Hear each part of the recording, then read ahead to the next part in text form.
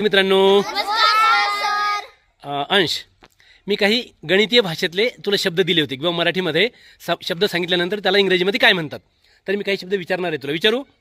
ठीक आहे, ओके. अपूर्णांक म्हणजे काय? फ्रॅक्शन. आकृतिबंध म्हणजे? पॅटर्न. अंतर्भाग. इंटेरियर. क्षेत्रफळ म्हणजे काय? क्षेत्रफळ.